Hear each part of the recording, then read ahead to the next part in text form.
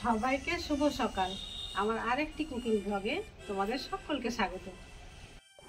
সবগুলো অ্যারেঞ্জমেন্ট নিয়ে আমি আবার ছোট্ট কিচেনে চলে এসেছি আর কি। তো আজকের যে রেসিপিটি করব খুবই সহজ আর খুবই সরল, আর এই রেসিপিটাতে বেশি কিছু লাগে না, ঘরে থাকা জিনিস দিয়ে তৈরি করা যায় আর কি। যদিও এটা ইনস্ট্যান্ট মালাই কেক, তবুও কেকের কোনো সরঞ্জাম এখানে প্রয়োজন পড়ে না। খুবই অল্প উপকরণ দিয়ে আর ঘরে থাকা সামান্য কটা উপকরণ দিয়ে তোমরা এই সুস্বাদু ইনস্ট্যান্ট মালাই কেকটা করে নিতে পারো। হঠাৎ কোনো বাড়িতে গেস্ট চলে আসলেও তোমরা এটা করে দিতে পারো। এখানে আমি নিয়ে নিয়েছি হাফ কাপ চিনি, আর হাফ কাপ যেহেতু চিনি নিয়েছি এখানে দিয়ে দিব 1 কাপ জল।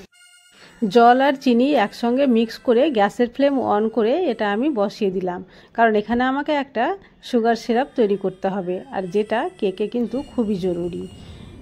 তো আর এই সিরাপটা তৈরি করতে গেলে কোনো তারের ব্যাপার এখানে নেই, শুধু একটু চিটচিটে ভাব হলেই কিন্তু আমি নামিয়ে নিব।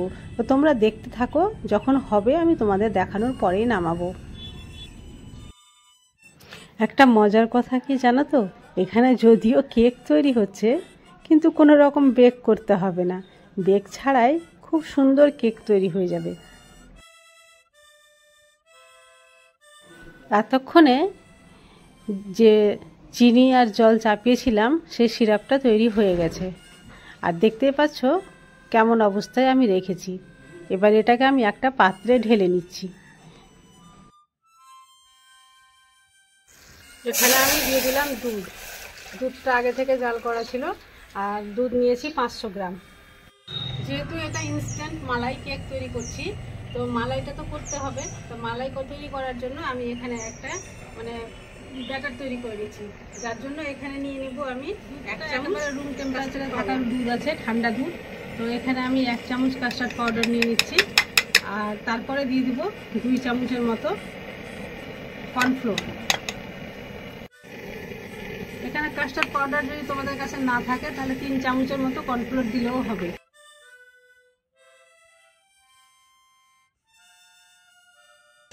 দুধে খুব সুন্দর বলক চলে এসেছিল।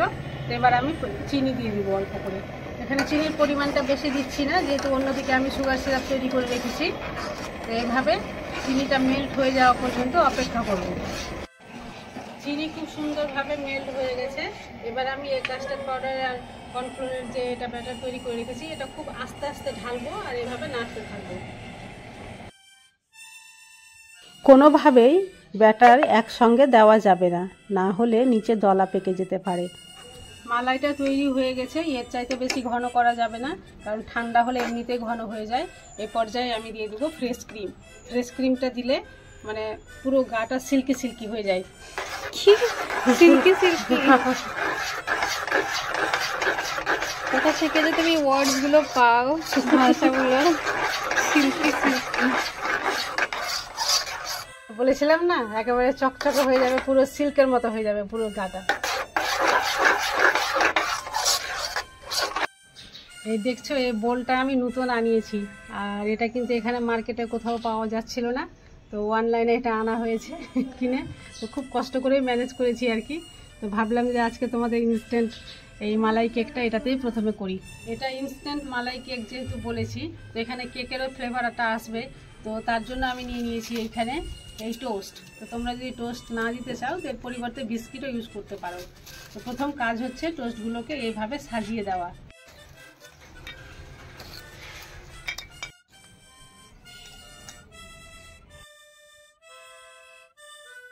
এবার দেখো, যে সুগার সিরাপটা তৈরি করেছিলাম এর উপরে দিয়ে দিব, আর এটা কিন্তু একটু গরম গরমই থাকতে হবে।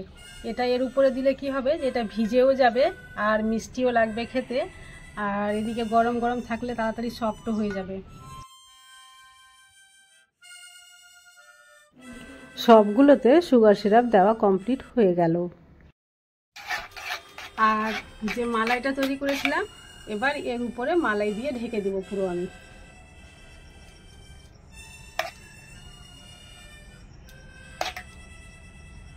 এইভাবে পুরোটা মালাই ছড়িয়ে দেব। আর এই মালাইয়ের জন্য কিন্তু স্বাদটা খুব সুন্দর আসবে, আর লেয়ারগুলো খুব সুন্দরভাবে পড়বে। দেখো, হাতে যদি সময় কম থাকে আর বাড়িতে গেস্ট চলে আসে, তাহলে তোমরা এটা করে খাওয়াতে পারো, খুবই তাড়াতাড়ি হয়ে যাবে। আর খাওয়ার পরে তারা তো বুঝতেই পারবে না যে এটা কিভাবে তৈরি হয়েছে বা কি দিয়ে তৈরি করেছো, বরঞ্চ তোমাকে জিজ্ঞেস করতে বাধ্য হবে যে এটা কি করে করেছো। তো চলো, তোমাদের সঙ্গে কথা বলতে বলতে টোস্টের একটা লেয়ার ঢাকা হয়ে গেছে, এর উপরে আবারও একটা টোস্টের লেয়ার আমি দিয়ে দিচ্ছি। এই সাইডে কিন্তু গ্যাপ থেকে গেছে, তার জন্য এটা অর্ধেক করে নিয়েছি আমি। গ্যাপ রাখলে তো আর চলবে না, ভালোও লাগবে না। আবার সুগার সিরাপের একটা লেয়ার এর উপরে দিয়ে দিব। নিচের টোস্টটা যেটা ছিল সেটা তো ভিজে গেছে, এটাকেও আবার ভিজিয়ে দিচ্ছি আমি। এই যে এইভাবে অল্প অল্প করে দিয়ে দিতে হবে। আর সব সময় বলছি যে এই সুগার সিরাপটা কিন্তু একটু একটু গরম থাকতে হবে, তাহলে বেশি ভালো হবে। আর একটা এর উপরে লেয়ার দিয়ে দিচ্ছি মালাইয়ের, এটাই হলো লাস্ট, এরপরে আর কোনো রকম লেয়ার লাগবে না। এই ইনস্ট্যান্ট মালাই কেকটা তৈরি করতে আমার প্রায় 15 মিনিটের মতো সময় লেগেছিল।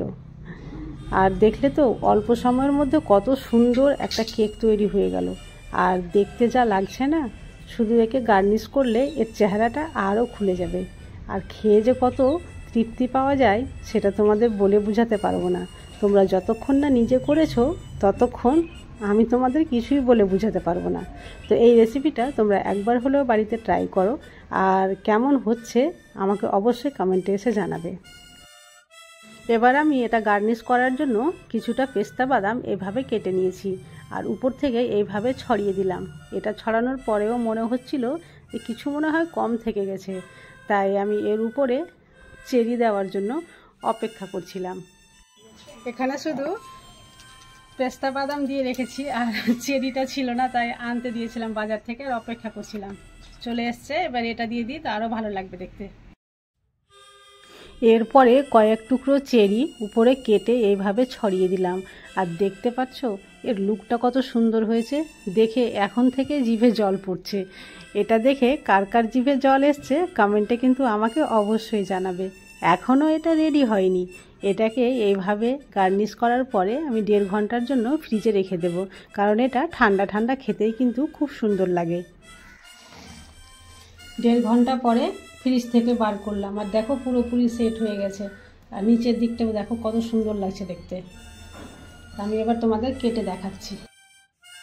দেখে বুঝতেই পারছো কতটা সফট আর ক্রিমি তৈরি হয়েছে এই কেকটা। তো এই ধরনের রেসিপি যদি তোমরা পেতে চাও অবশ্যই চ্যানেলটি সাবস্ক্রাইব করে পাশে থেকো। আজ তাহলে এই পর্যন্তই, দেখা হবে নেক্সট কুকিং ব্লগে। ততক্ষণ পর্যন্ত তোমরা সবাই সুস্থ থাকো, ভালো থাকো।